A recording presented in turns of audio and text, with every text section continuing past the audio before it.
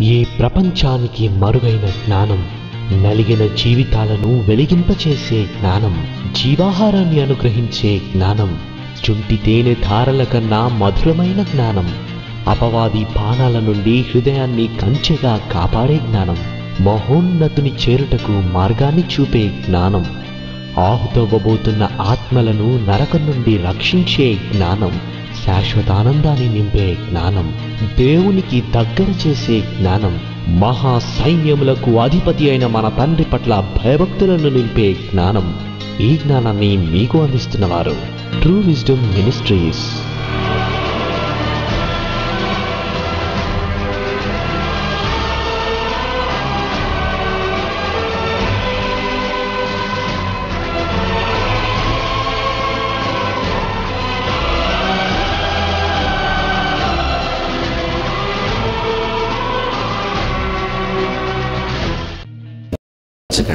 ప్రార్థన చేసుకుని నేటి వర్తమానంలోనికి ప్రవేశిద్దాం. మమ్మను మిక్కిలిగా ప్రేమించే మా ప్రియమైన పరలోకపు తండ్రి, మమ్మను ప్రేమించి మరొక దినాన్ని మాకు అనుగ్రహించి మా ఆత్మలను రక్షించుటకు శక్తిగల జీవము గల మీ మాటలు మేమందరం కలిసి ఈరోజు కూడా వినుటకు ఆలోచించుటకు మాకు అనుగ్రహించిన ఈ ధన్యతను బట్టి తండ్రి మీ పాద సన్నిధిలో కృతజ్ఞతలు చెల్లిస్తున్నాం. మీ మాటల కొరకు ఎదురు చూస్తుండగా మీ పిల్లలు ప్రతి మాటను జాగ్రత్తగా వారు నేర్చుకున్నటకు, వారి హృదయాలలో పదిలపరుచుకున్నటకు మీ పిల్లలందరినీ బలపరచమని, నడిపించమని మీ ప్రియకుమారుడు మా అందరి ప్రభువు ప్రియరక్షకుడైన యేసు ప్రభు వారి అత్యంత పవిత్రమైన నామంలో ఈ ప్రార్థన సమర్పిస్తున్నాను తండ్రి, ఆమెన్. ప్రియమైన దేవుని వారలారా, గత వారం మనము బైబిల్లో ఉన్న ఒక గ్రంథాన్ని మనము ఎన్నుకొని దానిపై ధ్యానం ప్రారంభించాం. బైబిల్లో పాత నిబంధనలో హగ్గయి గ్రంథాన్ని మనము ఎన్నుకున్నట్టుగా మీకు తెలుసు. హగ్గయి గ్రంథంపై ధ్యానం జరుగుతున్నది. మొదటి భాగాన్ని పూర్తి చేసుకొని ఈరోజు రెండవ భాగంలోనికి ప్రవేశిస్తున్నాం. అందరూ కూడా బైబిల్ తెరిచి పాత నిబంధనలో ఉన్న హగ్గయి గ్రంథాన్ని చూడవలసిందిగా మనవి చేస్తున్నాను. పాత నిబంధనలో చివరి 3 పుస్తకాలు హగ్గయి, జకర్యా, మలాకి, ఈ 3 ప్రవక్తల గ్రంథాలు అని అంటారు. ప్రవక్తల గ్రంథాలు. బబులోను చెరలోనికి యూదులు వెళ్ళిపోయి తిరిగి వచ్చిన తర్వాత రాయబడిన 3 ప్రవక్తల గ్రంథాలలో ఇదొకటి. ఎజ్రా గ్రంథం రాయబడింది, నెహెమియా గ్రంథం రాయబడింది. అవి చరిత్ర పుస్తకాలు.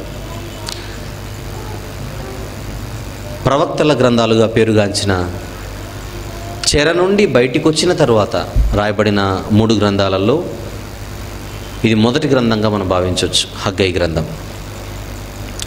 క్రీస్తు పూర్వం 520లో జరిగిన సంఘటనలు ఈ గ్రంథంలో మనం చదువుకుంటున్నాం. గత వారం వచ్చిన వారు అనేకమైన సత్యాలు నేర్చుకున్నారు. దీని వెనుకలో ఉన్న చరిత్ర మొత్తం మీకు తెలియజేశాను. బబులోను చెరలోనికి వెళ్ళిపోయిన యూదులు, అది క్రీస్తుపూర్వం 586లో జరిగింది. ఆ తర్వాత దేవుని ప్రవక్తలు చెప్పినట్టుగా 70 సంవత్సరాల పాటు యూదులు శిక్ష అనుభవించాలి. అయితే ఆ మధ్యలోనే దేవుడు ఒక పారసీకపు రాజును పుట్టించి ఆ రాజు ద్వారా యూదులకు విడుదల కలుగజేస్తాడు. గత వారం జరిగిన విషయాలను, మెయిన్ పాయింట్స్ని బ్రీఫప్ చేస్తున్నాను.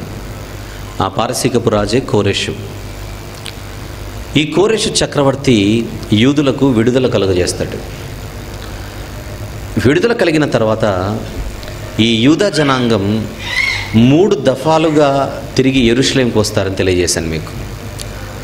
అందులో మొదటి గ్రూపే లేదా మొదటి బృందమే జెరుబ్బాబెలు అనేటువంటి ఒక వ్యక్తి నాయకత్వంలో వచ్చినటువంటి బృందం. ఈ జెరుబ్బాబెలు అనేటువంటి ఒక వ్యక్తి చెర నుంచి విడుదల కలిగిన తర్వాత యూదయ దేశానికి వచ్చి ఆ దేశానికి అధికారిగా నియమితుడైన వాడు, గవర్నర్గా. అసలు కోరెషు ఎందుకు వీరిని విడుదల కలుగజేశాడు అని అడిగితే తెలుసు కదా, ఆకాశమందు ఆసీనుడైన దేవుడు తన మందిరాన్ని కట్టించమని నాకు ఆజ్ఞ ఇచ్చాడంటాడు అన్యుడు.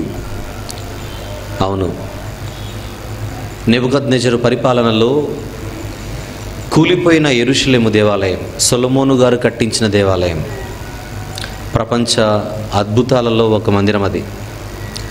అలాంటి ఒక గొప్ప మందిరం ఈ బబులోను దాడిలో కుప్పకూలిపోవడం, ప్రాకారము పడిపోవడం, ఇవన్నీ జరుగుతాయి. ఆ మందిరాన్ని తిరిగి కట్టించమని కోరెష్ అనే ఒక అన్యుడికి దేవుడు ఆజ్ఞిస్తే వెళ్ళి మీరు కట్టుకోండి అని యూదులకు విడుదల కలుగజేస్తాడు. అలా బబులోను చెర నుండి తిరిగి యూదయ దేశానికి వచ్చిన వారు యూదా మొదటి బృందం. వచ్చిన వారు ఆ యెరూషలేము మందిరాన్ని కట్టడానికి పునాది రాయి వేస్తారు. పునాది రాయి వేసినప్పుడు సాధారణంగానే సహజంగానే ఎక్కడైనా పునాది రాయి వేస్తే ఆ రోజు ఆనందమే ఉంటుంది, పండుగే ఉంటుంది. వాళ్ళు కూడా పండుగ వాతావరణంలోనే పునాది రాయి వేశారు. అది నేను మీకు గత వారం చూపించాను, అయినా ఒకసారి చూద్దాం. హగ్గై గ్రంథం అర్థం కావాలంటే బైబిల్లోని మిగిలిన పుస్తకాలతో మనకు అవగాహన ఉండాలి అని చెప్పాను. ముఖ్యంగా ఎజ్రా గ్రంథంతో మనకు టచ్ ఉండాలి. హగ్గై గ్రంథం అర్థం కావాలంటే ఎజ్రా గ్రంథంపై మనకు అవగాహన ఉండాలి. అందువలన పునాది రాయి వేసినప్పుడు అక్కడున్న వాతావరణం ఏంటో ఒకసారి మనం చూద్దాం. ఎజ్రా గ్రంథం మళ్ళీ ఒకసారి 3వ అధ్యాయం 10వ వచనం మనం చూడగలిగితే, ఎజ్రా గ్రంథము 3వ అధ్యాయం 10వ వచనం, శిల్పకారులు యెహోవా మందిరము యొక్క పునాదిని వేయుచుండగా ఇశ్రాయేలు రాజైన దావీదు నిర్ణయించిన విధి చొప్పున తమ వస్త్రములు ధరించుకొనిన వారై యాజకులు బాకాలతోనూ ఆసాపు వంశస్థులకు లేవీయులు చేయి తాళములతోనూ ఇంకా నిలువబడి యెహోవాకు స్తోత్రము చేసిరి. పునాది రాయి వేస్తున్నప్పుడు 11వ వచనం, వీరు వంతు చొప్పున కూడి యెహోవా దయాళుడు, ఇశ్రాయేలీయుల విషయమై ఆయన కృప నిరంతరం నిలుచునని పాడుచు యెహోవాను స్తుతించిరి. మరియు యెహోవా మందిరము యొక్క పునాది వేయబడుట చూచి జనులందరూ గొప్ప శబ్దముతో యెహోవాకు స్తోత్రము చేసిరి. పునాది రాయి వేస్తున్నప్పుడు అక్కడున్న ఆనందకరమైన వాతావరణం. ఈ పునాది రాయి వేస్తున్నప్పుడు జరిగిన ఈ సందర్భం మనల్ని కొన్ని జ్ఞాపకాల్లోనికి తీసుకుని వెళ్ళాలి. అది మరొక పునాది రాయి. ఈ సందర్భం చదువుతున్నప్పుడు మరొక పునాది రాయి గురించి ఒక్కసారి మనం జ్ఞాపకం చేసుకుందాం అవసరం కనుక. యోబు గ్రంథము 38వ అధ్యాయం, కొంచెం సౌండ్ పెట్టండి ఈ మైక్. యోబు గ్రంథము 38వ అధ్యాయం 4వ వచనం ముందుగా చదువుకుందాం. దేవుడు మాట్లాడుతున్నాడు. నేను భూమికి పునాదులు వేసినప్పుడు నీవెక్కడ నుంటివి అని అడుగుతున్నాడు. ఈరోజు మన సందర్భం మందిరముకు పునాది. కానీ ఒకప్పుడు దేవుడు దేనికి పునాది వేశాడు? భూమికే పునాది వేశాడు. ఆ భూమికి పునాది వేస్తున్న సందర్భంలో ఎలాంటి వాతావరణం ఉందో 7వ వచనంలో చూద్దాం. ఉదయ నక్షత్రములు ఏకముగా కూడి పాడినప్పుడు, దేవదూతలందరూ ఆనందించి జయధ్వనులు చేసినప్పుడు దాని మూలరాతిని వేసినవాడెవడు? అవును, పునాది రాయి లేదా మూలరాయి ఎక్కడ వేసినా అక్కడ ఆనందం ఉంటుంది. దేవదూతలు ఎలాంటి ధ్వనులు చేశారట? ఆనందించి జయధ్వనులు చేశారు. ఒకనాడు భూమికి పునాది రాయి వేయబడుతున్నప్పుడు దేవదూతలు ఎలాగైతే ఆనందంగా జయధ్వనులు చేశారో, ఈరోజు బబులోను చెరలో నుండి బయటికి వచ్చిన తర్వాత యెరూషలేము మందిరానికి 2వ మందిరం ఇది, మర్చిపోకండి. గత వారం చెప్పాను మీకు. సొలొమోను గారు కట్టించిన మందిరం మొదటిదైతే, ఈరోజు మనం మాట్లాడుకుంటున్న అదే స్థలంలో కట్టబడుతున్న మరొక మందిరమే 2వ మందిరం. ఆ 2వ మందిరానికి పునాది రాయి వేస్తుంటే జనులందరూ ఆనందముతో దేవునికి స్తోత్రం చేస్తున్నారు. ఎందుకు? తిరిగి మందిరం కట్టబడుతుంది. తిరిగి మందిరం కట్టబడితే కట్టబడిన ఆ మందిరంలో మనం తిరిగి దేవుణ్ణి ఆరాధించవచ్చు అన్న ఉద్దేశంతో జనులు మందిరాన్ని కట్టడం ప్రారంభించారు. మందిరము కట్టడానికే బబులోను నుంచి ప్రజలు యెరూషలేముకు వచ్చారు. అసలు మందిర నిర్మాణం అనేదే కనుక అక్కడ సీన్లో కనుక లేకపోతే అసలు వీళ్ళ రాక జరిగేది కాదేమో. ఒకవేళ జరిగినా ఈ ముఖ్యమైన కారణం లేకపోతే వాళ్ళ రాకలో ప్రత్యేకత అంటే ఏమీ లేదు. ఒక చక్రవర్తిని పుట్టించి అతని ద్వారా విడుదల కలగజేసిందే దేవుడు తన పని అయిన మందిర నిర్మాణాన్ని చేయమని. నిజం, వారు వచ్చింది దానికే. ఎప్పుడైతే మందిర నిర్మాణము స్టార్ట్ అయిందో చెప్పాను కదా లాస్ట్ వీక్ ఏం జరిగిందో, శత్రువులు, బయటున్న శత్రువులు వీరిపై కన్నేశారు. ఇప్పుడు పునాది రాయి వేశారు కదా, శత్రువులు కన్నేసి ఆ మందిర నిర్మాణాన్ని ఎలాగైనా ఆపేయాలి అని కంకణం కట్టుకొని, ఆ తర్వాత మరొక చక్రవర్తి వస్తాడు. కోరేషు తర్వాత ఉన్న చక్రవర్తులలో ఒక చక్రవర్తి అతనికి ఒక ఉత్తరం రాసి, ఈ యూదులు మంచివారు కాదు, అందువలన ఈ మందిరం కనుక పూర్తయితే ఈ పట్టణం తిరిగి నిర్మాణం జరిగితే నీకు ట్యాక్స్ రాదు, పన్ను వసూలు కాదు, అందువల్ల దీన్ని ఆపించేసేయి అని అన్నప్పుడు డబ్బు పిచ్చి ఉన్న మరొక పారసీక చక్రవర్తి తనకు ఎక్కడ నష్టం కలుగుతుందో అని ఉత్తరము రాసి ఆ పనిని ఆపించేస్తాడు. ఆ విధంగా బయట శత్రువుల వలన, బయటున్న వారి వలన పని ఆగిపోయినట్టుగా ఎజ్రా గ్రంథంలో మనం చదువుకున్నాం, జ్ఞాపకం చేసుకుందాం. ఈ రెండో భాగం అర్థం చేసుకోవడానికి కొద్దిగా బ్రీఫప్ చేస్తున్నాను. ఎజ్రా గ్రంథం 4వ అధ్యాయము 24వ వచనం. ఎజ్రా గ్రంథం 4వ అధ్యాయం 24వ వచనం. యెరూషలేములో నుండి దేవుని మందిరపు పని నిలిచిపోయేను. ఇది బయటున్న వారి వలన జరిగినది. బయటున్న శత్రువుల బెదిరింపులు, వారి ప్రయత్నాలు, దాని వలన జరిగిందే దేవుని పని ఆగిపోయింది. దేవుని పని ఆగితే పనిలో ఉన్నవారు కనీసము ఫైట్ చేయాలి. అసలు మేము కట్టుకోవడంలో మేము చేస్తున్న తప్పేంటి? మాకు పర్మిషన్ ఇచ్చిందే మీ చక్రవర్తి కోరెషు, మూలపురుషుడు.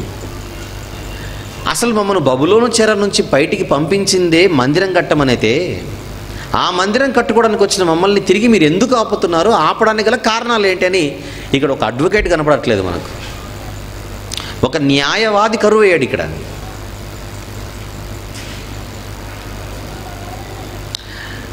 ఆపమన్నారు కనుక ఆపేద్దాం, కట్టమంటే కడదాం అని లైట్కి తీసుకున్నారు దేవుని పనిని.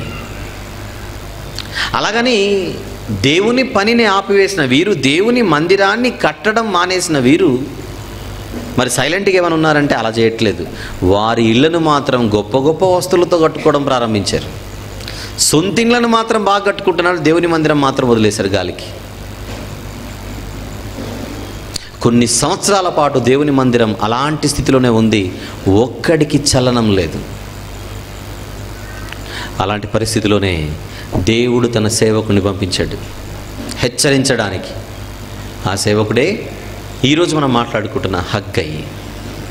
ఆయనతో పాటు మరొక తోటి సేవకుడు, వయసులో చిన్నవాడిన కంటే ఆయన జకర్యా అని చెప్పాను. ఈ ఇద్దరు దైవజనులు వచ్చి దేవుని మందిరము పాడై ఉంటే మీరు ఇండ్లు కట్టుకొని ఆనందించడానికి ఇది సమయమా? మీలో చాలామంది ఇంకా సమయం రాలేదు, సమయం ఇంకా రాలేదని సమయాన్ని వ్యర్థం చేస్తూ దేవుని పని చేయడానికి ఇంకా సమయం రాలేదని మీరు సాకులు చెబుతున్నారు. ఒకవేళ దేవుని పని చేయడానికి సమయం రాకపోతే మీ ఇండ్లు కట్టుకోవడానికి మీకు సమయం వచ్చిందా అని ప్రశ్న దేవుడు వారి చేత వేయించి వారికి హెచ్చరిక జారీ చేస్తాడు. అందుకే ఆ పునాది రాయి వేసినప్పటి నుంచి ఎప్పుడైతే పని ఆగిపోయిందో, ఆగిపోయినప్పటి నుంచి ఈ రోజు వరకు మీరు ఏం చేసినా కూడా అందులో నా ఆశీర్వాదం లేదు. మీకు పంటలు పండిస్తే పండట్లేదు. ఒకవేళ ఏదైనా జీతాలు ఇంటికి వచ్చినా కూడా అది చిరిగిన సంచిలో వేసినట్టుగా మీ దగ్గర ఏమీ నిలబడట్లేదు. ఎందుకు ఇలాగ జరుగుతుందని ఏ రోజైనా ఆలోచించారా? నా పనిని నిర్లక్ష్య పెట్టి మీ పనుల్లో మీరున్నందుకు అని హగ్గై గారు వారిని హెచ్చరిస్తాడు.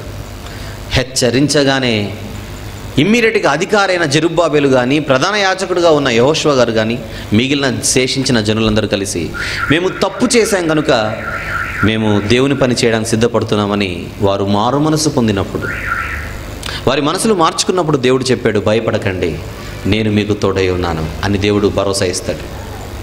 అది గత వారం చెప్పాను. గత వారం మనం నేర్చుకున్న సందేశమే ఒక అద్భుతమైన సందేశం. హగ్గై గ్రంథంలో మనకు మంచి సందేశాలు ఉన్నాయి. ముఖ్యంగా మాట్లాడుకుంటే హగ్గై గ్రంథం చదివితే మనకు 4 ముఖ్యమైన సందేశాలు వస్తాయి. Let me repeat. హగ్గై గ్రంథాన్ని మనం చదివితే మనము 4 టీచింగ్స్ నేర్చుకోవచ్చు. 4 ఉపదేశాలు అందులో ఉన్నాయి. అందులో మొదటిది గత వారం చెప్పాను. ఏంటి ఆ మొదటిది? దేవుని పనిని నిర్లక్ష్యం చేసి మన పనులలో మనం ఉంటే అది మనకు శాపమే కానీ ఆశీర్వాదం కాదు. అప్పుడేదో అయిపోయింది అనుకోకండి. అప్పుడేదో అయిపోయింది ఇప్పుడెందుకు మన ముందు పెట్టాడంటే ఇప్పుడున్న మనం బుద్ధి తెచ్చుకోవడానికి, ఇప్పుడున్న మనకు బోధ కలగడానికి. మనం నేర్చుకునే అవసరత లేకపోతే హగ్గై గ్రంథం మన వరకు వచ్చేది కాదు. అది మీరు గుర్తుపెట్టుకోవాలి. ఈరోజు ఆ జనాల వైఖరి, ఈరోజు మన వైఖరి దేవుని విషయంలో అలాగన ఉందో లేదో అని ఒక్కసారి మన మనస్సాక్షిని మనం పరిశీలిస్తే మన జీవితాల్లో కూడా ఇదే తప్పు జరుగుతుంటుంది. కళ్ళ ముందు దేవుని పని పెట్టుకొని దాన్ని అస్సలు పట్టించుకోము. మన పనులు చేసుకోవడానికి మాత్రం 24 గంటల సమయం ఉంటుంది. అదే దేవుని పని చేయడానికి, దేవుని మాటలు నేర్చుకోవడానికి, దేవుని పనిలో మనం కొనసాగడానికి టైం ఇంకా రాలేదంటుంటాం మనం. ఈ విషయంలో ఒక విషయం చెప్పి నేను ఈ 2వ భాగంలోనికి ప్రవేశిస్తాను. బబులోను నుంచి యూదయకు వచ్చిందే ఈ ప్రజలు, బబులోను నుంచి యెరూషలేముకు వచ్చిందే దేవుని మందిరాన్ని కట్టడానికి. వచ్చిన పనిని పక్కన పెట్టారు, సొంత పనులు చేసుకోవడానికి సిద్ధపడిపోయారు. అది మీరు మనసులో పెట్టుకుంటే పరలోకం నుండి భూమి మీదకి మనం వచ్చిందే ఆయన పని చేయడానికి. తల్లి గర్భంలో నుండి భూమి మీదకి అడుగు పెట్టిందే దేవుని పని చేయడానికి. మనం ఏం తప్పు చేస్తున్నాం చెప్పండి? వచ్చిన పనిని పక్కన పెట్టేశాం, మన సొంత పనుల్లో మనం నిమగ్నం అయిపోయాం. ఆ రోజు యూదులు చేసిన తప్పుకి ఈరోజు మనం చేస్తున్న దానికి తేడా ఏముందో మీరు చెప్పండి. నేను ఏ 10th క్లాస్లోనో, ఇంటర్మీడియట్లోనో, డిగ్రీలో ఉండే హిస్టరీ చెప్పట్లేదు మీరు పరీక్షలు రాసి మార్కులు సంపాదించడానికి. లోక సంబంధమైన చదువుల్లో మీరు చరిత్ర చదువుకుంటే జరిగిందని రాసి పరీక్షల్లో మీరు మార్కులు తెచ్చుకుంటారు. మీ పాఠశాలల్లో లేదా మీ బడులలో, మీ కళాశాలల్లో, మీ విశ్వవిద్యాలయాలలో మీరు చదువుకునే చరిత్ర వలన మీకు మార్కులు వస్తాయి. కానీ బైబిల్లో ఉన్న చరిత్ర చదివితే మనలో మార్పు రావాలి. ఇది మార్కు కోసం కాదు మనం నేర్చుకోవాల్సింది, మార్పు కోసం. ఒక శక్తివంతమైన సందేశం హగ్గై గ్రంథంలో ఉన్న మొదటి సందేశం అదే. దేవుని పనిని నిర్లక్ష్య పెట్టి మన సొంత పనుల్లో నిమగ్నమైతే అది ఏ పనైనా సరే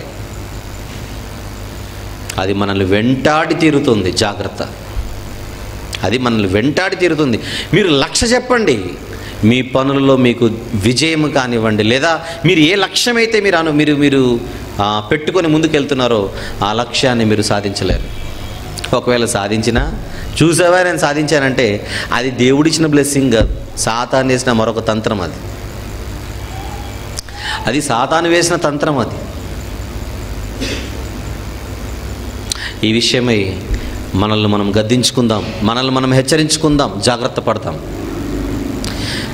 ఒక సేవకుడు వచ్చి చెప్పగానే యూదులలో మార్పు వచ్చేసింది ఇమీడియట్గా. అధికారి నుంచి ప్రతి ఒక్కరికి జరిగింది ఆ హెచ్చరికకు తలదించారు, అధికారి నుంచి సామాన్యుల వరకు. అప్పుడు దేవుడు అన్నాడు, నేను మీకు తోడై ఉన్నాను.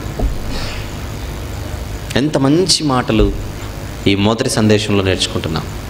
ఈ 2వ భాగంలో 2వ సందేశంలోనికి ప్రవేశిద్దాం. దయచేసి హగ్గై గ్రంథం తీయండి.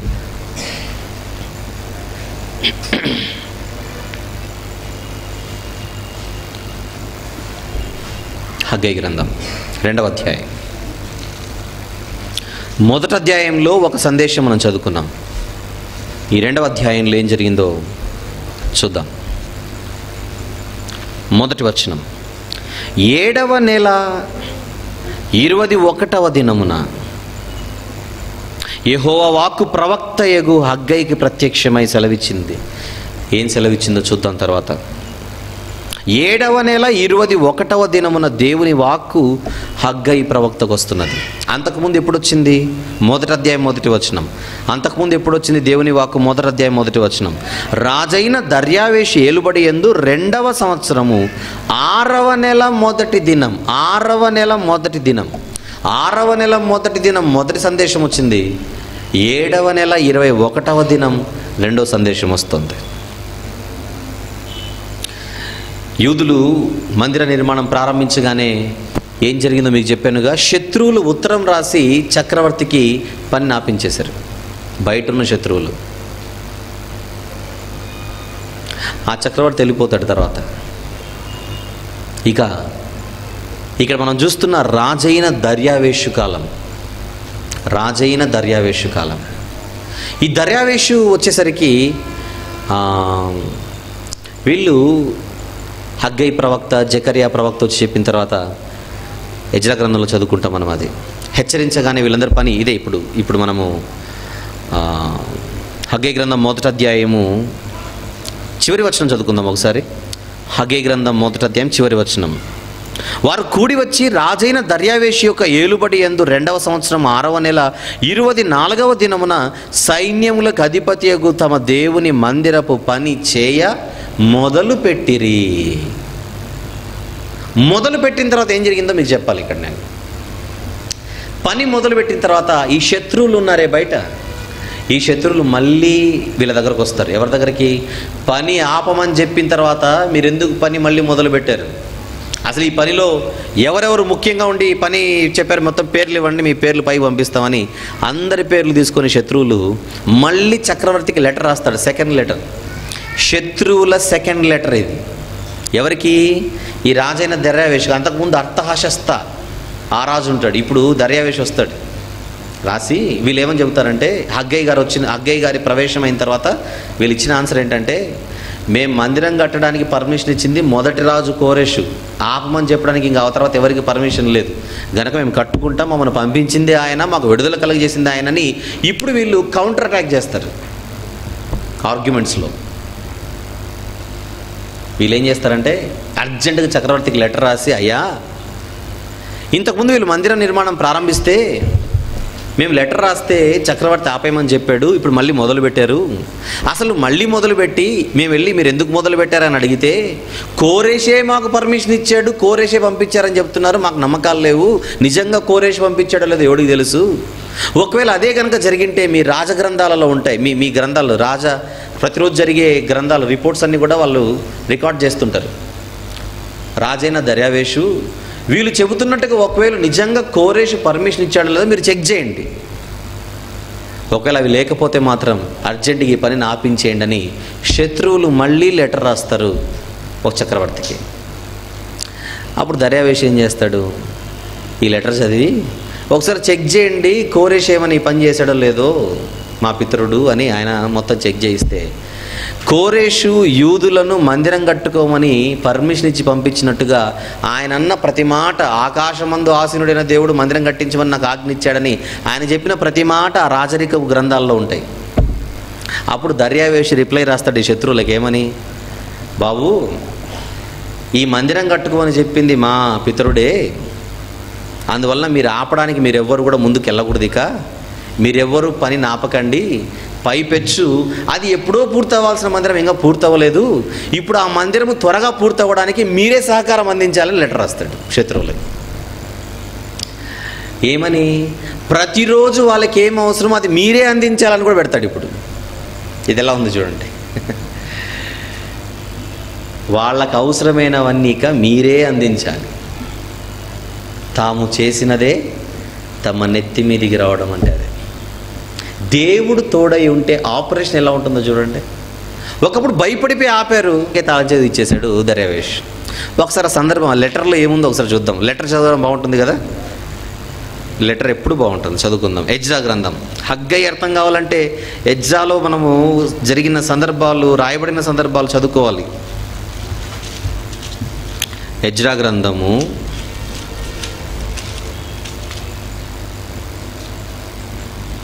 5వ అధ్యాయము 6వ వచనం నుంచి కొన్ని చదువుదాం, అంటే విషయం అర్థం కావడానికి చదువుకుందాం, తొందర ఏమొద్దు.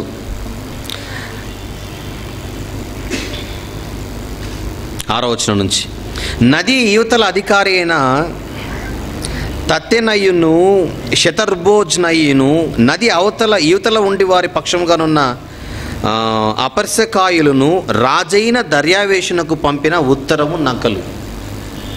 ఏముందో లెటర్లో చూద్దాం. రాజైన దర్యావేషునకు సకల క్షేమం ప్రాప్తియగునుగాక. రాజవైన తమకు తెలియవలసినదేమనగా, మేము యూదా ప్రదేశంలోనికి వెళ్ళితిమి, అక్కడ మహాదేవుని యొక్క మందిరం ఉన్నది. వీళ్ళే చెప్తున్నారు మళ్ళీ ఏ దేవుడో అని తెలిసినప్పుడు ఎందుకంటే రావాలి. మహాదేవుని యొక్క మందిరం ఉన్నది, అది గొప్ప రాళ్ల చేత కట్టబడినది, గోడలలో మ్రానులు వేయబడినవి, మరియు ఈ పని త్వరగా జరుగుచు వారి చేతిలో వృద్ధి ఎగుచున్నది. ఈ మందిరమును కట్టుటకు ఈ ప్రాకారం నిలుపుటకు ఎవరు మీకు సెలవిచ్చిరని మేము అక్కడున్న పెద్దలను అడిగితిమి. వారిలో అధికారులైన వారి పేర్లు వ్రాసి తమకు తెలియజేయటకై వారి పేర్లను అడుగగా వారు ఇలాగను ప్రత్యుత్తరం ఇచ్చిరి, మేము భూమి ఆకాశముల దేవుని యొక్క సేవకులమై అనేక సంవత్సరముల క్రిందట ఇశ్రాయేలీల్లో ఒక గొప్ప రాజు కట్టించి నిలిపిన, అంటే సొలొమోను కట్టించి నిలిపిన మందిరమును మరలా కట్టుచున్నాము. మా పితరులు ఆకాశమందలి దేవునికి కోపం పుట్టించినందున ఆయన వారిని కల్దీయుడైన నెబుకద్నెజరును బబులోను రాజు చేతికి అప్పగించెను. అతడు ఈ మందిరమును నాశనం చేసి జనులను బబులోను దేశంలోనికి చెరపట్టుకొని పోయాను. అయితే బబులోను రాజైన కోరెషు, అంటే ఈయన పారసీకుడైనప్పటికీ బబులోను ప్రాంతాన్ని పరిపాలించాడు కనుక బబులోను రాజు అనే పేరు కూడా వచ్చింది, మీకు డౌట్ రాకుండా. బబులోను రాజైన కోరెషు ఏలుబడిలో మొదటి సంవత్సరం అందు రాజైన కోరెషు దేవుని మందిరమును తిరిగి కట్టుటకు ఆజ్ఞించెను. మరియు నెబుకద్నెజరు యెరూషలేమందున్న దేవాలయంలో నుండి తీసి బబులోను పట్టణమందున్న గుడిలోనికి కొనిపోయిన దేవుని మందిరపు వెండి బంగారు ఉపకరణములను రాజైన కోరెషు నిర్ణయము చేసెనో లేదో అది తెలుసుకొని రాజైన తమరు ఆజ్ఞించి ఈ సంగతిని గురించి తమ చిత్తం తెలియజేయగోరుచున్నామని ఎంత పెద్ద లెటర్ రాశారు చూడండి. అప్పుడు ఆయన ఏం చేశాడు చూద్దాం. కింద 6వ అధ్యాయం. అప్పుడు రాజైన దర్యావేషు ఆజ్ఞ ఇచ్చినందున బబులోనులో ఖజానాలోని దస్తావేజు కొట్టులో వెదకగా, దస్తావేజులు మొత్తం డాక్యుమెంట్స్ అన్ని, దస్తావేజులు అంటే డాక్యుమెంట్స్ మొత్తం అని బయటికి తీస్తే మాదీయుల ప్రదేశమందు ఎగ్బత్తానానుపురములో ఒక గ్రంథం దొరికింది. ఇప్పుడు ఏముంది ఆ గ్రంథంలో? దానిలో వ్రాయబడి ఉన్న ఈ సంగతి కనబడేను. రాజైన కోరెషు ఏలుబడిలో మొదటి సంవత్సరం ముందు అతడు యెరూషలేము మందిరమును గురించి నిర్ణయించినది, బలులు అర్పింప తగిన స్థలముగా మందిరము కట్టింపబడవలెను, దాని పునాదులు గట్టిగా వేయబడవలెను, దాని నిడివి 60 మూరలను, దాని వెడల్పు 60 మూరలు ఉండవలెను, 3 వరుసలు గొప్ప రాళ్ల చేతను, 1 వరుస క్రొత్త రాణుల చేతను కట్టింపబడవలెను, దాని వ్యయమును రాజు యొక్క ఖజానాలో ఇవ్వవలెను. అది చూసారా, దీని ఎక్స్పెండిచర్ అంతా రాజే కట్టాలని కూడా అక్కడ ఉంది మళ్ళీ. రైట్, ఇంకేముంది ఇందులో? మరియు యెరూషలేములోనున్న ఆలయంలో నుండి నెబుకద్నెజరు బబులోనుకు తీసుకుని వచ్చిన దేవుని మందిరం యొక్క వెండి బంగారు ఉపకరణములు తిరిగి అప్పగింపబడి యెరూషలేములో ఉన్న మందిరమునకు తేబడి దేవుని మందిరంలో వాటి స్థలమందు పెట్టబడవలెను. ఇదంతా గ్రంథంలో దొరికింది. ఇదంతా చదివిన తర్వాత దర్యావేషు లెటర్ రాస్తున్నాడు ఈ యూదుల శత్రువులకి. కావున రాజైన దర్యావేషు ఇలాగ సెలవిచ్చాను, నది అవతల అధికారైన తత్తెనయ్యను నీవు, ఇటు ఈడే లెటర్ రాసింది అందరిని చేర్చుకొని, ఎవడైతే లెటర్ రాశాడో వాళ్ళకి వచ్చేస్తుంది రిప్లై. నది అవతల అధికారైన తత్తెనయ్యను నీవును, శతర్బోజ్నయ్యను నీవును, నది అవతల మీతో కూడా ఉన్న అపర్శకాయులను యూదుల జోలికి పోక. ఇది ఎక్స్పెక్ట్ చేయలేదు వీళ్ళు, లెటర్ ఇలా వస్తుంది అనుకోలేదు. ఎందుకంటే ఇంతకుముందు రాజు ఆపమని లెటర్ రాశాడు, లాస్ట్ వీక్ చూపించాను. కానీ ఈ రాజు రివర్స్ వేశాడు. ఇప్పుడు యూదుల జోలికి పోక దేవుని మందిరపు పని జరుగనిచ్చి వారి అధికారిని పెద్దలను దేవుని మందిరమును దాని స్థలమందు కట్టింపనీయుడి. ఇంకా బాగుంటుంది, కింద చదువుదాం. మరియు దేవుని మందిరమును కట్టించున్నట్లుగా యూదుల యొక్క పెద్దలకు మీరు చేయవలసిన సహాయమును గూర్చి మేము నిర్ణయించినదేమనగా. ఇది పెద్ద రాయి ఇప్పుడు మెడకు, వీళ్ళకి ఇంకా పెద్ద రాయి. ఏంటది?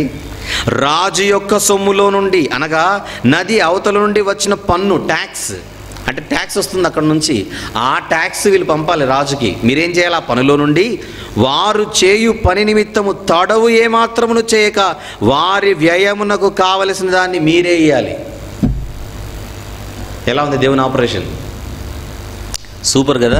దేవుడు ఎంటర్ అయితే అలాగనే ఉంటుంది. ఇంకా మరియు ఆకాశమందలి దేవునికి దహన బలులు అర్పించుటకే కోడలే గాని, గొర్రె పొట్టేలే గాని, గొర్రె పిల్లలే గాని, గోధుమలే గాని, ఉప్పే గాని, ద్రాక్షరసమే గాని, నూనెయే గాని యెరూషలేములో ఉన్న యాజకులు ఆకాశమందలి దేవునికి సువాసన అయిన అర్పణలు అర్పించి రాజును అతని కుమారులను జీవించినట్లు ప్రార్థన చేయ నిమిత్తమై వారు చెప్పిన దానిని బట్టి ప్రతి దినమును తప్పకుండా వారికి కావలసినదంతయు ఇయ్యవలెను.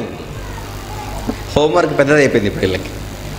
లెటర్ రాయకుండా బాగానే ఉండేది, లెటర్ రాస్తే అయితే హోంవర్క్ వచ్చేసింది. ఇప్పుడు ఇంకనూ మేము నిర్ణయించినదేమనగా, ఇంకా చాలా ఉంది. ఇంకా ఏంటది?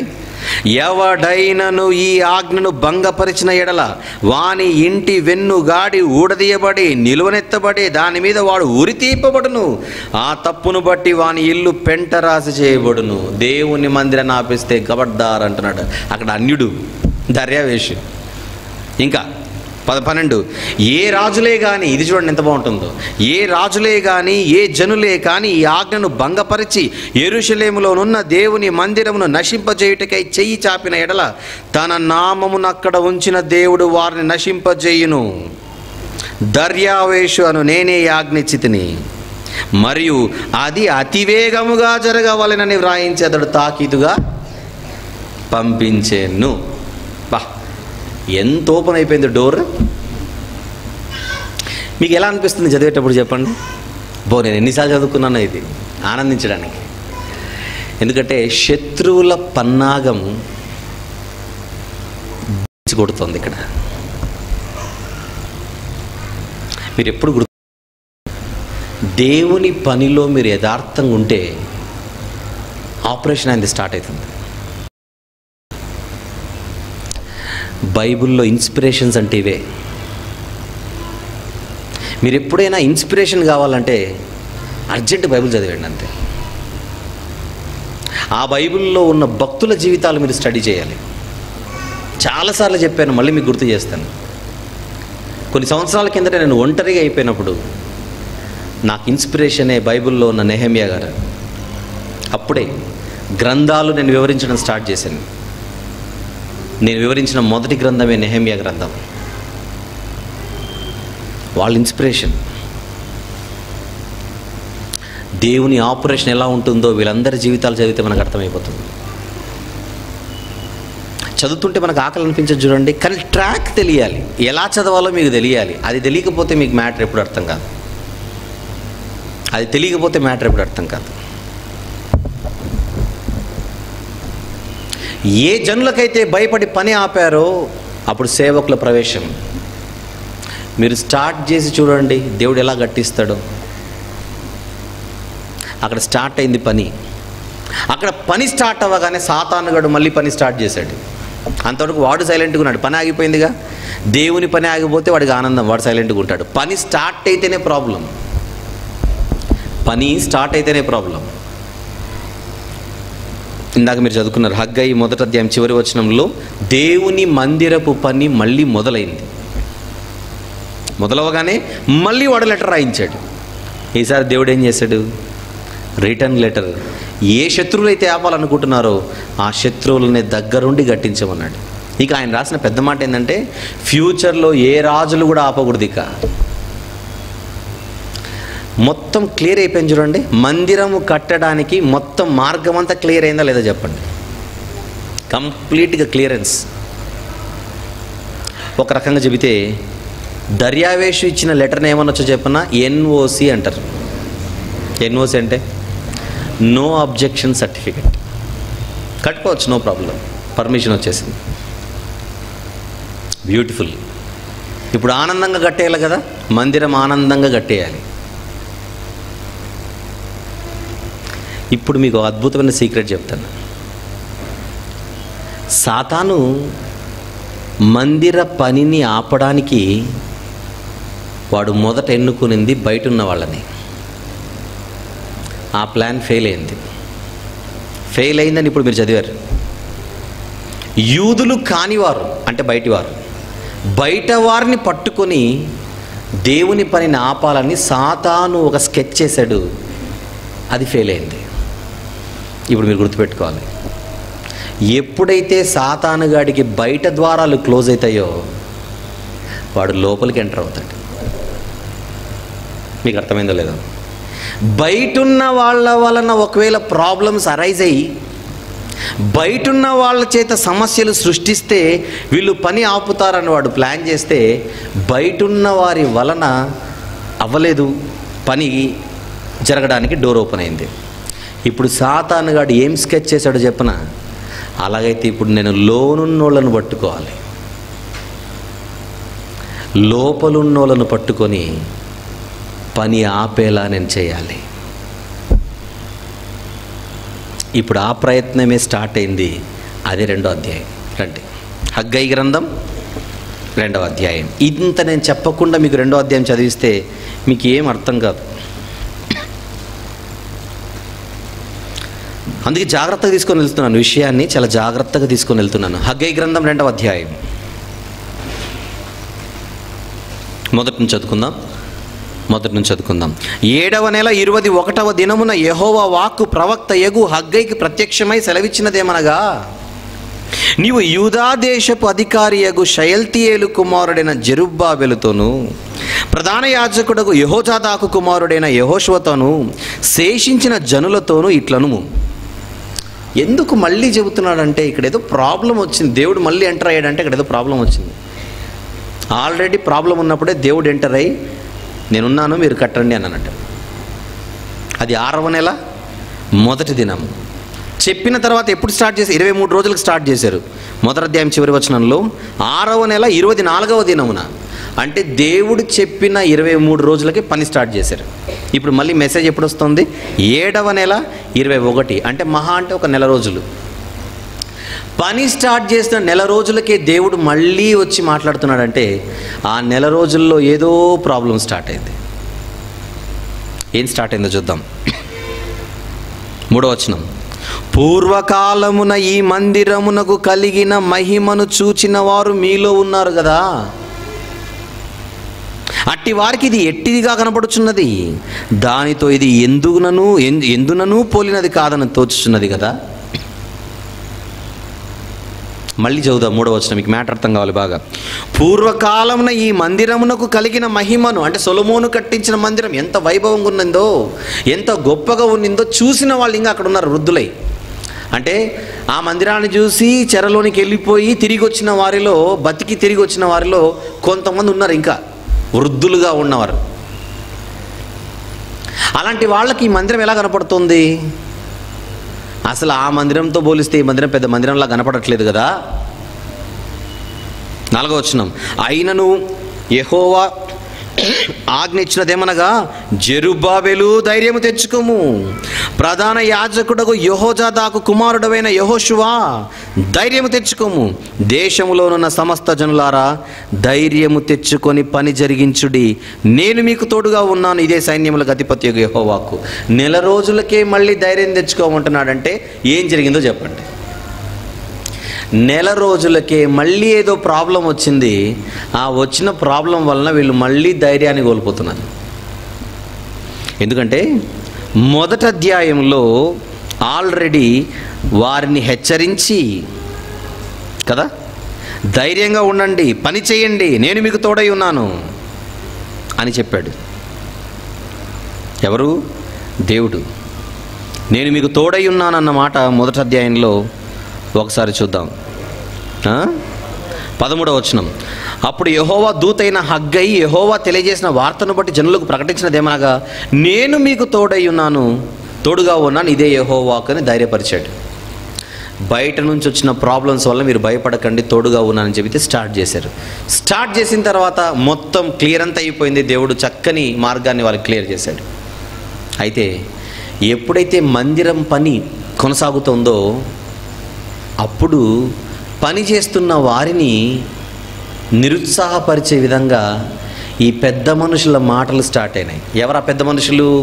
ఓల్డ్ మందిరాన్ని చూసిన వాళ్ళు ఏమంటున్నారు కూర్చొని, బేటా మీరు ఎన్నైనానండి, ఓల్డ్ ఈజ్ గోల్డ్ అంటున్నారు వీళ్ళు. అది ఎలా ఉందంటే వీళ్ళకి ఇంత కష్టపడి చేస్తున్నా ఛార్జింగ్ రావట్లేదు వీళ్ళకి. ఎందుకు? అసలు మీరు ఒకప్పుడు మందిరాన్ని మీరు చూడలేదు, కానీ సొలొమోన్ రాజు కట్టించిన మందిరం చూస్తే మీరు ఇంకో 100 సంవత్సరాలు ప్రయత్నం చేసినా అంత కాదు ఇది. మాకైతే నిజం చెప్తున్నా నచ్చట్లేదు. మీరు ఏదో కట్టుకోవాలంటే కట్టుకోండి, కానీ పేరుకు మాత్రం ఉంటుంది, ఏదో ఉంది అని మాత్రం, కానీ అసలు మా దృష్టిలో పెద్ద మందిరమే కాదు ఇది. ఈ పని చేసేటోళ్ళకి ఎలా ఉంటుంది ఈ మాటలు? మీరు చెప్పండి. అప్రిసియేషన్ ఈజ్ మోటివేషన్ అంటారు. అంటే అభినందిస్తే మనం ప్రోత్సహించినట్లు. వీళ్ళ కట్టట్లేదు. మరి నువ్వు అంత చెప్పినప్పుడు నువ్వు వచ్చి కట్టొచ్చుగా. వీళ్ళు కట్టరు. అసలు వీళ్ళు ఏం చేయాలంటే మాకు అంత గొప్పగా కట్టడం చేత కావట్లేదు, మేము కూర్చుంటాం మీరు కట్టండి అనాలి ఈ పెద్దవాళ్ళందరూ. వీళ్ళ పని చేయరు. చేయకపోగా మందిరం కట్టబడుతోందని ఆనందించకుండా కామెంట్లు చూడండి ఎలా ఉన్నాయి. నిజమే, సొలొమోను గారు కట్టించినంత గొప్పగా ఈరోజు కంటికి కనబడకపోవచ్చు. అన్నంత మాత్రాన కడుతున్న వాళ్ళు నిరుత్సాహపరచాల్సిన అవసరం ఏముంది? ఇకపోతే వీళ్ళు ఏం చేస్తున్నారో తెలుసా, మందిరం దగ్గర కూర్చొని ఏడుస్తున్నారట ఈ పెద్దోళ్ళు. అది కూడా చూద్దాం బైబిల్లో. మందిరం కట్టబడుతుంటే నవ్వుతున్నోళ్ళు చిన్నోళ్ళు అయితే ఏడ్చేవాళ్ళు పెద్దోళ్ళు అని బైబిల్లో ఉంటుంది. చూద్దాం. మళ్ళీ ఎక్కడికి వెళ్ళిపోవాలి? ఎజ్రా గ్రంథానికి వెళ్ళాలి. ఎజ్రా గ్రంథం 3వ అధ్యాయం. ఎజ్రా గ్రంథము 3వ అధ్యాయం మళ్ళీ 10 నుంచి చదువుకుంటూ వద్దాం కిందికి. శిల్పకారులు యెహోవా మందిరం యొక్క పునాదిని వేయిచుండగా ఇశ్రాయేలు రాజైన దావీదు నిర్ణయించిన విధి చొప్పున తమ వస్త్రములు ధరించుకొనిన వారై యాజకులు బాకాలతోనూ ఆసాపు వంశస్థులకు లేవీలు చేయి తాళములతోనూ నిలువబడి యెహోవాను స్తోత్రం చేసిరి. నెక్స్ట్, వీరు వంతు చొప్పున కూడి యెహోవా దయాళుడు, ఇశ్రాయేలీల విషయమై ఆయన కృప నిరంతరం నిలుచునని పాడుచు యెహోవాను స్తుతించిరి. మరియు యెహోవా మందిరం యొక్క పునాది వేయబడుట చూచి జనులందరూ గొప్ప శబ్దముతో యెహోవాకు స్తోత్రము చేసిరి. ఇంత జరుగుతుంటే ఈ పెద్దోళ్ళందరూ ఏం చేస్తారో చూడండి. 12వ వచనం. మునుపటి మందిరమును చూచిన యాజకులలోను లేవీయులలోను కుటుంబ ప్రధానులలోను వృద్ధులైన అనేకులు ఏం చేస్తున్నారు? వీళ్ళు ఇప్పుడు వేయబడిన ఈ మందిరం యొక్క పునాదిని చూచి గొప్ప శబ్దముతో ఏం చేశారట? ఏడ్చిరి. మందిరం పునాది వేస్తుంటే నవ్వకుండా ఏడుస్తున్నారట. అయితే మరి అనేకులు సంతోషము చేత బహుగా అరిచిరి. మందిరం కట్టబడుతుంటే ఇప్పుడు మనకు 2 జనాంగాలు కనబడుతున్నాయి. ఇది మీరు గమనించాలి. ఒకరు ఆనందంతో కట్టేవారు, 2 ఏడ్చేవారు. ఏడ్చే వాళ్ళు ఎందుకు ఏడుస్తున్నారు? ఒకప్పుడున్నంత గొప్పగా ఇది లేదని. సరే, ఒకప్పుడు అంత గొప్పగా లేదు, వదిలేయండి. మరి ఇంక వదిలేద్దాం, ఇంకేం చేద్దాం? మరి సొలొమోన్ అంత పవర్ఫుల్ మ్యాన్ లేడు అక్కడ, మరి ఆయన అంత గొప్పోడు లేడు, ఆయన దగ్గర ఉన్నంత డబ్బు ఎవరి దగ్గర లేదు. మళ్ళీ ఏం చేద్దాం? వదిలేద్దాం. అలాగనే పెంట కుప్పగా మార్చేసి ఇంకా చరిత్ర మొత్తం యెరూషలేము నల్లనే వదిలేద్దాం, మందిరమే లేకోకుండా సాగనిచ్చేద్దాం. వృద్ధులు ఎవరంట వీళ్ళు? వృద్ధులు. దీన్ని చాదస్తం అందామా లేకపోతే ఇంకేమందామో మీరు ఒకసారి ఆలోచించండి. ఈ యవనస్తులందరూ లేదా మిగిలిన పెద్దవాళ్ళందరూ కూడా చక్కగా పని చేస్తుంటే వీళ్ళు ఏం చేస్తున్నారు చెప్పండి? సూటిపోటి మాటలు. ఏమంటారు వీటిని? సూటిపోటి మాటలు, పనిని పాడు చేసే మాటలు. ఎవరు వీళ్ళు? బయట ఉన్నోళ్ళ లోపల ఉన్నోళ్ళ చెప్పండి? లోపల ఉన్న వీళ్ళ మాటలు వింటుంటే కడుతున్న వాళ్ళకి ఎలా ఉందంటే, మేము తప్పు చేస్తున్నామేమో, సరిగా చేయట్లేదేమో, మా వల్ల అవ్వట్లేదేమో, అంత వైభవాన్ని తిరిగి తీసుకొని రాలేమేమో అని రోజు రోజుకి నిరుత్సాహం. లోపలున్న పెద్దలు చేసిన తప్పుకి పనిలో ఉన్న వాళ్ళు డిస్టర్బ్ అయిపోతున్నారు చూడండి. అప్పుడు దేవుడు ఎంటర్ అయిపోయాడు. ఈ విషయాన్ని ఇప్పుడు మనం కూడా గమనించాలి. ఈరోజు మన సేవా పరిచర్యలో కూడా సమస్యలు అన్యజనుల వలనను వస్తాయి, స్వజనుల వలనను వస్తాయి. పౌలు గారు చెప్పాడు, అన్యజనుల వలననైన ఆపదలలోను ఇంకా స్వజనుల వలనైన ఆపదలలోను. అది ఎప్పుడు ఉంటుంది, గుర్తుపెట్టుకోండి. అది ఎప్పుడు ఉంటుంది. ఈరోజు మీరు దేవుని కొరకు ఏ పని స్టార్ట్ చేసినా బయట ఉన్న వాళ్ళ ద్వారా ప్రాబ్లమ్స్ వస్తాయి, లోనున్న వాళ్ళ ద్వారా కూడా ప్రాబ్లమ్స్ వస్తాయి. ఇది మీరు మానసికంగా సిద్ధపడే దేవునిలోకి ఎంటర్ అవ్వండి. సడన్గా వచ్చేసిన తర్వాత మీకు తెలియదు అనుకోండి, అయ్యో ఎందుకు ఇలా జరిగిందని మీరు డిసప్పాయింట్ అయిపోయి తెల్లగుడ్డ నెత్తి మీద. అది జరగకూడదంటే మీరు దిగేటప్పుడే సిద్ధపడాలి. నాకు ఫ్యూచర్లో ప్రాబ్లమ్స్ బయట వాళ్ళ ద్వారా వస్తాయి, రైట్. ఆ తర్వాత లోనున్న వాళ్ళ ద్వారా కూడా వస్తాయి. స్టార్ట్ అయిందనుకోండి, ఏమనుకోవాలి? జరగాల్సిందే జరుగుతోంది, జరిగిందే జరుగుతోంది, చరిత్రలో జరిగిందే నాకు జరుగుతోంది అని లైట్కి తీసుకోండి అంతే. లైట్గా తీసుకోండి. ఇక మనం గుర్తుపెట్టుకోవాల్సిందే, దేవుని పనిని జరిగించే వారిని ఎప్పుడూ డిస్టర్బ్ చేయకూడదు. వాళ్ళు చిన్న పని చేస్తున్నారా, పెద్ద పని చేస్తున్నారా, వారు చేస్తున్న పని చిన్నగా కనపడుతుందా, వారు చేస్తున్న పని పెద్దగా కనపడుతుందా, నో మ్యాటర్. దాన్ని ఎప్పుడు మీరు ఆలోచించకండి. వాళ్ళు పని చేస్తుంటే చేతనైతే ప్రోత్సహిద్దాం, లేదంటే సైలెంట్గా ఉందాం. వారిని కామెంట్ చేసి సెటైర్లు వేసి వారిని నిరుత్సాహపరిచే మాటలు ఎవ్వరి నోట ఎప్పుడూ రాకూడదు. ఎందుకంటే దేవుడు ఇప్పుడు ఒక్కొక్కరితో ఒక్కొక్క సామర్థ్యం.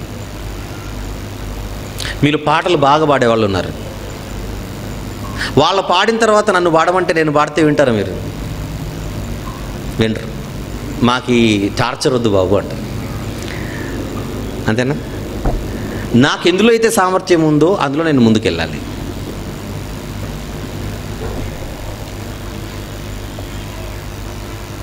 పాటలు పాడుతున్న వారిని, నేను వాక్యం చెబుతున్నాను కనుక నేను గొప్ప, నువ్వు పాటలు పాడేవాడు నాకంటే తక్కువ నేను అనుకుంటే ఎలా? అంతేనా? ఒక్కొక్కరు ఒక్కొక్క పనిలో ఉంటారు, పరిచర్యలో. ఆ పనిలో ఉన్న వారిని మనం ఎప్పుడు ప్రోత్సహిస్తూనే ఉండాలి. యవనస్తులు ఇక్కడ చాలామంది వాక్యం నేర్చుకొని దేవుని సేవకులుగా శిక్షణ తీసుకుంటూ ఎదుగుతున్న వాళ్ళు ఉన్నారు. వీళ్ళు ఎప్పుడైనా వాక్యం చెప్పినప్పుడు, ప్రత్యేకించి గృహ పరిచర్య జరిగేటప్పుడు, కాటేజ్ మీటింగ్ జరిగేటప్పుడు ఎప్పుడు చెబుతుంటాను, పెద్దలకు ఎప్పుడు చెబుతుంటాను, తమ్ముళ్ళు మీ ఇంటికి వచ్చి వాక్యం చెబుతున్నప్పుడు తెలుసో తెలియకో ఏదైనా ఒకళ్ళు నోరు జారినా, అలా జారరు. ఒకవేళ జరిగితే, ఒకవేళ ఏదైనా తప్పుగా ఏదైనా మాట్లాడినా మీరు పెద్ద మనసుతో వారిని క్షమించండి. అలాంటిది ఏదైనా ఉంటే నా నోటీస్ తీసుకొని రండి, వారికి నేను చెప్తాను, ఎలా ఫీడ్బ్యాక్ ఇవ్వాలో చెప్తాను. బహుశా మీకు తెలియదేమో కానీ ఆల్రెడీ ఆ ఫీడ్బ్యాక్ అంతా పెద్దలకు వెళ్ళిపోయి ఉంటుంది. ఎందుకంటే ట్రైనింగ్లో ఉన్న వాళ్ళు వీళ్ళు. ఆ ట్రైనింగ్లో ఉన్న వీళ్ళను మనం డిసప్పాయింట్ చేసి, డిస్కరేజ్ చేసి, వారిని నిరుత్సాహపరిచే పాత్ర మనం పోషించకూడదు. ఒకవేళ పొరపాటు ఏదైనా జరిగింది అనుకోండి, చెప్పాల్సిన పద్ధతిలో చెప్పడం మంచిది. బాబు నువ్వు బాగా చెప్పావు, ఇంకొంచెం ఆ ఏరియాలో నువ్వు కొంచెం వర్క్ చేస్తే బాగుంటుందేమో, ఒకసారి ఆలోచించు. నువ్వు బాగా చెబుతున్నావు, బహుశా నీ వాయిస్ ఇంకొంచెం బాగా వస్తే బాగుంటుంది, చెప్పండి. నువ్వు బాగా చెబుతున్నావు, కొంచెం లాంగ్వేజ్లో తడబడుతున్నావు, భాషను ఇంప్రూవ్ చేసుకుంటే బాగుంటుంది, వెరీ గుడ్. నువ్వు బాగా చెబుతున్నావు, ఇంకొంచెం ప్రిపేర్ అయ్యి వచ్చింటే బాగుండేది. అలా చక్కగా సలహాలు ఇస్తే వాళ్ళ తప్పులు వాళ్ళు తెలుసుకొని తిరిగి వాళ్ళు ఇంకా గొప్పగా ప్రిపేర్ అయ్యి రావడానికి అవకాశం ఉంటుంది. అలా కాకుండా ఏం చెప్పావు నువ్వు వాక్యం, నీ ముఖంలో ఉంది వాక్యం, ఇంకొకసారి చెప్పక మా ఇంటికి వచ్చి ఇలా అన్నారనుకోండి, వాళ్ళ ఎంత డిస్టర్బ్ అయిపోతారు చెప్పండి. డిప్రెషన్లోకి వెళ్ళిపోతారు, మీకు తెలియదు అది. డిప్రెషన్లోకి వెళ్ళిపోతారు.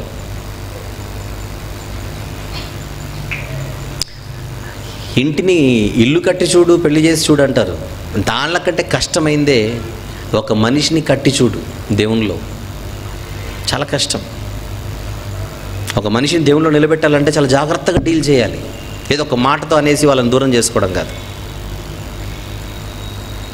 ఈరోజు మన కళ్ళ ముందు కనపడుతున్న ఒక సత్యం, మందిర నిర్మాణం చాలా సంవత్సరాల తర్వాత స్టార్ట్ అయింది. ఆల్రెడీ ఎన్నో సమస్యలన్నింటినీ ఎదుర్కొని జయించి వాళ్ళు స్టార్ట్ చేస్తే సైలెంట్గా ఉండొచ్చు కదా, మాటలు మాట్లాడకుండా. డిసప్పాయింట్ చేసే మాటలు దేనికి? పనిని పాడు చేసే పనులు దేనికి? ఎందుకంటే అందరూ హగ్గయ్య లాంటి బలవంతులు లేరు అక్కడ, అందరూ జకరియా లాంటి బలవంతులు లేరు. ఒక మాట అనగానే పడిపోయే రకాలు వీళ్ళు. పోనీ వాళ్ళు అన్నారు, వీళ్ళు ఇమీడియట్గా భయపడిపోతున్నారు చూడండి దానికి. వీళ్ళు కూడా అంత బలహీనంగా ఉండడం మంచిది కాదు. ఇది కూడా గుర్తుపెట్టుకోవాలి. దేవుడు వచ్చి ధైర్యం తెచ్చుకోనేంత వరకు ధైర్యంగా నువ్వు ధైర్యం తెచ్చుకోవడానికి నీకు లేదా నాలెడ్జ్ నీకు? అంటే ఈ జెరుబ్బాబెలు కానివ్వండి, లేకపోతే అక్కడున్న ప్రధాన యాజకుడు యెహోషువ కానివ్వండి, నాయకులు వీళ్ళిద్దరు నాయకులు, జనాల్ని నడిపించాల్సిన నాయకులు వీళ్ళు. నాయకత్వం అనగానే మోషే గారిని చూడాలి, అలాంటి లక్షణాలు ఉండాలి. జెరుబ్బాబెలుకి మోషే లక్షణాలు కనపడట్లా. ఈయన ఎవరైనా యెహోషువ, మోషే అంటే లక్షణాలు, నాయకత్వపు లక్షణాలు కనపడట్లేదు వీళ్ళలో.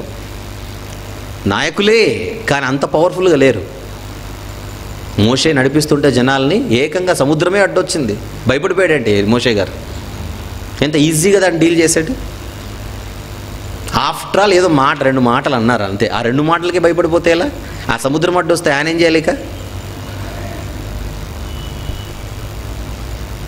నడిపించే వాళ్ళే డీలా పడిపోతే వెనకలు ఉన్నోళ్ళు ధైర్యంగా ఉంటారో చెప్పండి.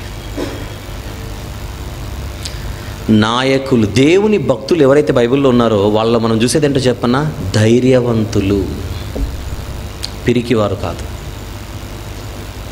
పౌలు గారిని రోమాకు తీసుకొని వెళ్ళిపోతున్నారు, ఖైదీలలో ఒకనిగా పరిగణించి. సముద్రంలో ఓడ బద్దలైపోయింది. ఖైదీలు పారిపోకుండా ఉండడానికే సైనికులు ఉన్నారు ఆల్రెడీ, కానీ సముద్రంలో ఓడ పగిలిపోతోంది, తుఫాన్ వచ్చేసింది. నెక్స్ట్ మాకు చావే, ఏ క్షణమైనా చచ్చిపోతామనే పరిస్థితిలో ఉంటే సైనికులే గీటలని పక్కన పెట్టి 2 వారాల పాటు ఏమీ తినకుండా డీలా పడిపోయారు అక్కడ. అప్పుడు పౌలు గారు మాత్రమే నిలబడ్డాడు. అయ్యలారా, నేను చెప్పిన మాట విని ఒక చోట నేను ఆగమన్నాను, అక్కడ ఆగింటే బాగానే ఉండేది. మీరు ప్రయాణాన్ని కంటిన్యూ చేసి చాలా తప్పు చేశారు. ఇప్పటికైనా మించిపోయింది లేదు. మీరు ధైర్యంగా ఉండండి.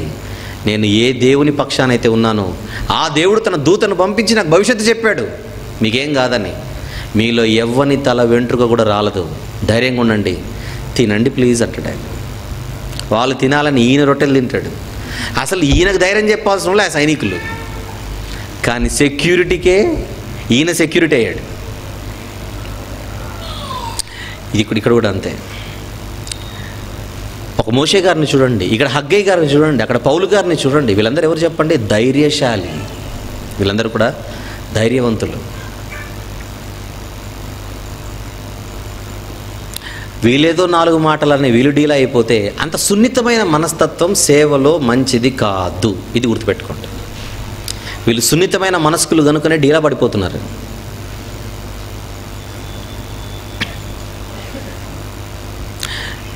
మీరు కూడా గుర్తుపెట్టుకోండి ప్లీజ్.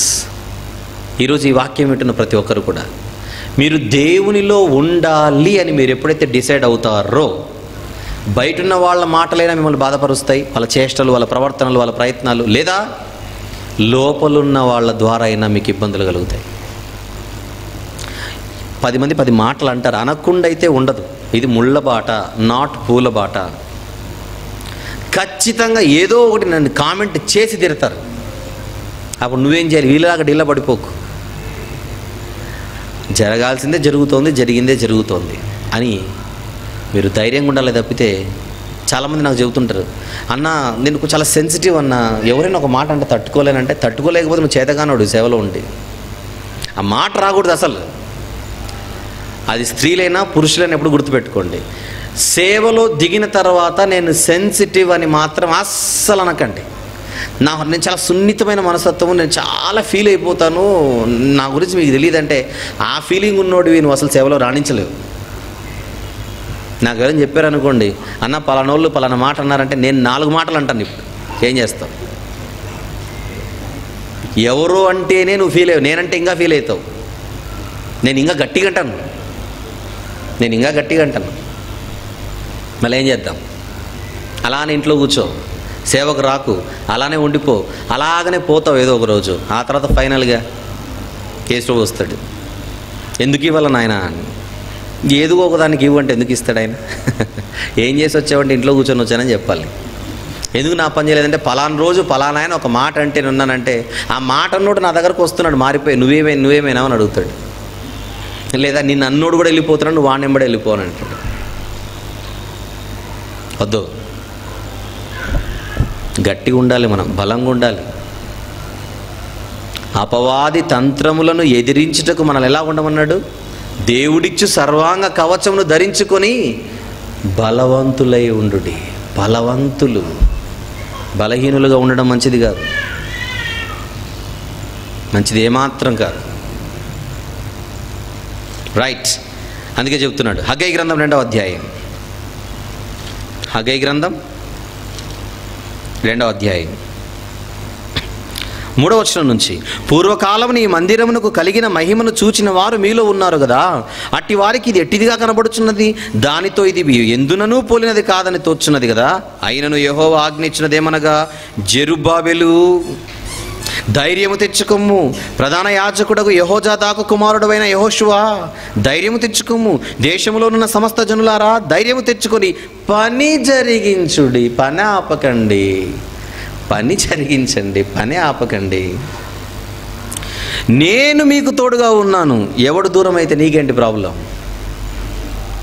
ఇదే సైన్యములకు అధిపతియగు యెహోవా వాక్కు. ఒక్కసారి ఇది క్లోజ్ చేయకుండా రోమా పత్రికలో ఒక వచనాన్ని మనం చూసి ఇక్కడికి వద్దాం. రోమీలకు రాసిన పత్రిక 8వ అధ్యాయం 31వ వచనం ఒకసారి చూద్దాం. రోమీలకు రాసిన పత్రిక 8:31. ఇట్లుండగా ఏమందుము, దేవుడు మన పక్షమున నుండగా మనకు విరోధెవడు? ఎలాగుంది అది? ఎలాగుంది? దీన్ని బూస్ట్ అంటారు. ఏమంటారు చెప్పండి దీన్ని? బూస్ట్. బూస్ట్ అంటే ధైర్యాన్ని ఇవ్వడం. ప్రపంచం మనకు విరోధమైన దేవుడు మన పక్షాన ఉంటే నువ్వు కింగువే. ప్రపంచమంతా నీ పక్షాన నుండి దేవుడు ఒక్కడు విరోధి అయితే నీవు జీరోవే. అది కూడా గుర్తుపెట్టుకోవాలి, 2 గుర్తుపెట్టుకోవాలి.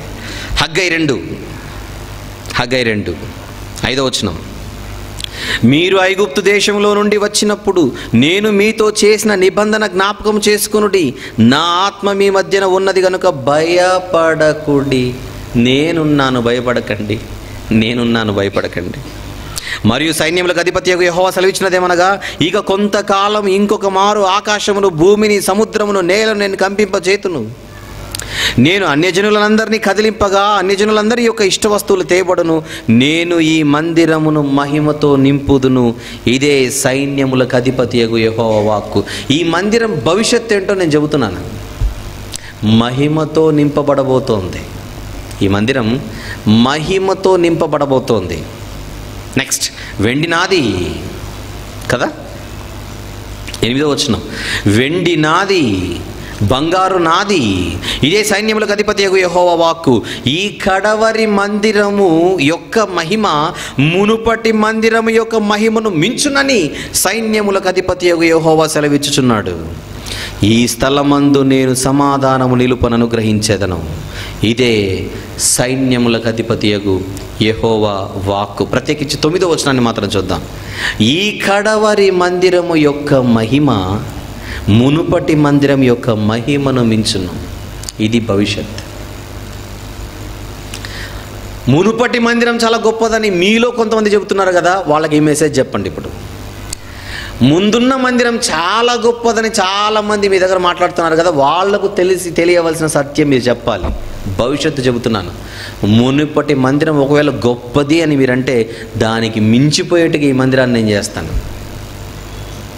కానీ ఈరోజు చిన్నగా కనపడుతుంది మీకు. అది మీరు చేస్తున్న పని ఈరోజు కంటికి చిన్నదిగా కనపడుతోంది, కానీ దాని భవిష్యత్తు చాలా గొప్పదిగా ఉండబోతోంది. ఈరోజున్న నీ స్థితిని బట్టి వాళ్ళు 10 మాటలు అంటున్నారే, కానీ నువ్వు ఆగకుండా స్థిరంగా నీ పని కొనసాగించు కదా. మనం ఏ పని స్టార్ట్ చేసినా ప్రారంభంలో అది చిన్నదే. ప్రారంభంలో అది చిన్నదిగానే కనపడుతుంది ప్రపంచానికి. ఆ చిన్నదిగా ఉన్నప్పుడు అందరూ మాట్లాడతారు, సహజం. కానీ వారి మాటల వలన నువ్వు డీలా పడిపోయి ఈ పని నేను చెయ్యలేనని భావించి నువ్వు ఆపావా, ఆ పని సమాధి అయిపోతుంది. అయినా పర్లేదు, ఎవరు సహకరించినా ఎవరు సహకరించకపోయినా నేను నా కుటుంబము కలిసి ఓడను కట్టేదాము అని డిసైడ్ అయ్యాడు నోవాహు. కట్టారా లేదా? అంత పెద్ద ఓడ ఏ జిఎంఆర్ కంపెనీ వాళ్ళు ఇంకెవరన్నా కట్టాలి అనుకుందాం మాటకు. ఒక్క ఫ్యామిలీ కట్టిందండి అంత పెద్ద ఓడ. ఎవడైనా స్టార్టింగ్లో అవుతుందనుకుంటారా? ఆ ఓడ పూర్తి చేస్తారనుకుంటారా అంత పెద్ద ఆయన్ని చూసి? అంతెందుకు, ఖాళీ స్థలంలో మొదటి చెక్క తెచ్చినప్పుడు నాకు తెలిసి కొడుకులే సరిగా నమ్మిండరేమో నోవాహు గారిని. నాన్న నీకు ఏమైంది నాన్న, నిన్నటి వరకు బాగానే ఉన్నావు, ఓడ మనం కడతామా, మన వల్ల అవుతుందా అనే సందేహాలు ఖచ్చితంగా ఉంటాయి. కానీ పూర్తయింది ఓడ, వారి కుటుంబాన్ని రక్షించింది. యెహోషువ గారు అన్న మాట, నూను కుమారుడైన యెహోషువ మోషే గారి శిష్యుడు. మీరు ఎవరిని, ఏ దేవుణ్ణి, ఏ దేవతను మీరు కొలిచినా నేనును నా ఇంటి వారును యెహోవానే సేవించేద్దాం. మా డెసిషన్ మీకు అర్థం కాకపోవచ్చు, కానీ మాకు అదే గొప్పది. అదే ఈరోజు మందిరం చిన్నదిగా కనపడుతోంది, అందరూ ఆ మాట అంటున్నారు. కానీ మీరు పని కొనసాగిస్తే దాని ఫ్యూచర్ ఏంటో నేను చూపిస్తానంటున్నాడు దేవుడు. ఇక్కడ దాని ఫ్యూచర్ ఏంటో నేను చూపిస్తానంటున్నాడు. మీరు కూడా ఏదైనా పని స్టార్ట్ చేశారా దేవుని పనిలో? ఒకవేళ స్టార్ట్ చేసింటే ఈరోజు అది చిన్నదిగా అందరికీ కనపడవచ్చు. నీ ఇంటి వారే అది చిన్నదనొచ్చు, నీ స్వజనులే అది చిన్నదనొచ్చు. అంత మాత్రాన మీరు నిరుత్సాహపడకండి, ఆపకండి. ప్రార్థనాపూర్వకముగా భయభక్తులతో యథార్థంగా ఆ పనిని కొనసాగించండి. ఆ పని ఎంత గొప్పదవుతుందో నిలబడి చూడండి. రాయి చిన్నదే, గొల్యాతును చంపింది, అవునా? నిలబడ్డాడు దావీదు, పడిపోయాడు గొల్యాతు. చిన్న రాయి, అందులో శక్తి పెద్దది. ఎంత మంచి మాటలు ఈరోజు మనం చదువుకున్న వాక్య భాగంలో దేవుడు మనకిచ్చాడు.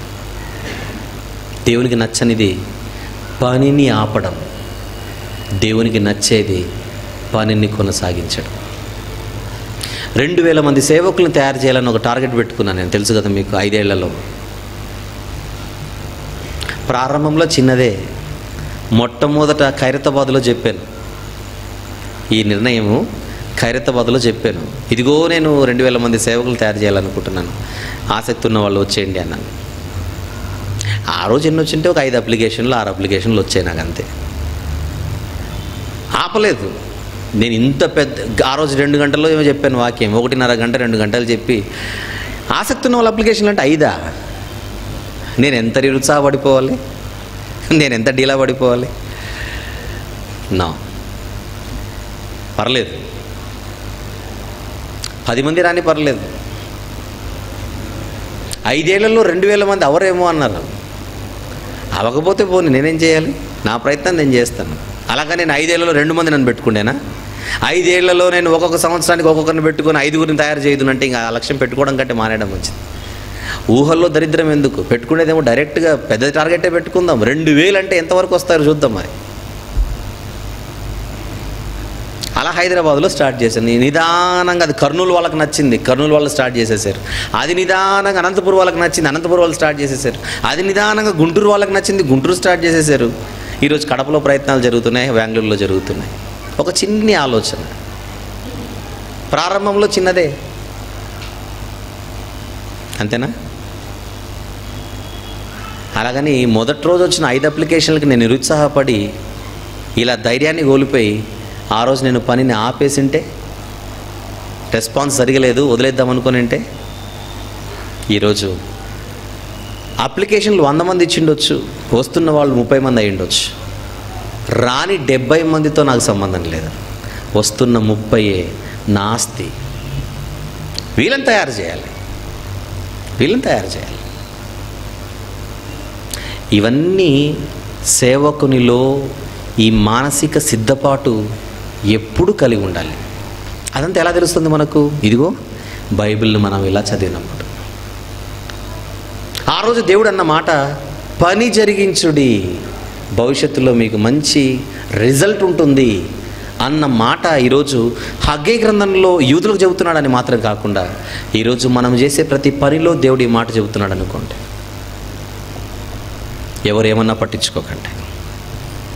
హగ్గై గ్రంథంలో ఉన్న 2వ సందేశం ఏంటది? మొదటి సందేశానికి 2వ సందేశానికి తేడా ఏంటి? మొదటి అధ్యాయంలో మొదటి సందేశం ఉన్నదేంటి? బయట వాళ్ళ ద్వారా ప్రాబ్లమ్స్, పని ఆగిపోయింది, భయపడకండి. ఇక్కడ లోనున్న వాళ్ళ ద్వారా ప్రాబ్లమ్స్, అయినా పని ఆపకండి, కంటిన్యూ చేయండి. అలాగని 2వ సందేశం ఇంకా అయిపోలేదు. హగ్గై గ్రంథంలో మనకు ముఖ్యంగా ఎన్ని సందేశాలు ఉంటాయని చెప్పాను? 4 సందేశాలు. 4 సందేశాల్లో ఏ మెసేజ్లో ఉన్నాం ఇప్పుడు మనము? సెకండ్ మెసేజ్లో ఉన్నాం, 2వ సందేశంలో ఉన్నాం. ఈ 2వ సందేశంలో పార్ట్ ఏ అయిపోయింది అనుకోండి. ఈ 2వ సందేశంలో మొదటి భాగం అయిపోయింది. 2వ సందేశంలో మరొక భాగం వచ్చే వారం. మిస్ అవ్వకండి. ఒక్క మాట అడగాలనుంది మిమ్మల్ని. ఇప్పుడు నేను చెప్పిన మాటలన్నీ ఎప్పట్లోగా మర్చిపోతారు అంటే కనీసం ఇంటికి వెళ్ళేంత వరకన్నా గుర్తుపెట్టుకోండి. ఎందుకు ఈ మాట అన్నానంటే, వాక్యము వినిన వెంటనే ఏం జరుగుతుంది చెప్పండి. సికింద్రాబాద్ YMCA హాల్ బయట సాతాను ఉన్నాడు. వాడు నేను ఆమెను అనగానే వాడు ప్రవేశిస్తాడు. వాడేం చేస్తాడు, వీడు చెప్పినవన్నీ తీసుకుని వాళ్ళు డిసైడ్ అక్కడ నిలబడ్డాడు. ఇప్పుడు ఈ మాట కూడా వాడు వింటుంటాడు. జాగ్రత్త పడండి. మీ ఆత్మలను బలపరిచే ఈ మాటలు మీ హృదయాల్లో పదిలపరచుకోండి. ఓకే. ట్రూ విజ్డమ్ మినిస్ట్రీస్ లో భాగమైన ట్రూ విజ్డమ్ ట్రైనింగ్ సెంటర్ 6 సంవత్సరాల నుండి 19 సంవత్సరాల వయసు గల పిల్లలకు రెగ్యులర్ ఎడ్యుకేషన్ తో పాటు బైబిల్ ఎడ్యుకేషన్ ని కూడా అందిస్తున్నది. వీటి వివరములు మరియు మా ఇతర పరిచర్య వివరములను మా అఫీషియల్ వెబ్సైట్ www.truewisdomtv.com లో పొందగలరు. బ్రదర్ ఆర్ వంశీ గారు మాట్లాడిన ఎన్నో అద్భుతమైన ప్రసంగాల DVDలు సిద్ధంగా ఉన్నాయి. DVDల కోసం మీరు సంప్రదించవలసిన ఫోన్ నంబర్లు 04065554355 లేదా 8106882392. గమనిక, ప్రతి ఆదివారము మధ్యాహ్నము 2:30 నుండి 5 గంటల వరకు ఇంగ్లీష్ ఆరాధన కార్యక్రమము మరియు ప్రతి ఆదివారము సాయంత్రము 5:30 నుండి తెలుగు ఆరాధన కార్యక్రమము YMCA సెకండరీ బ్యాండ్ నందు జరుగును. అందరూ ఆహ్వానితులే.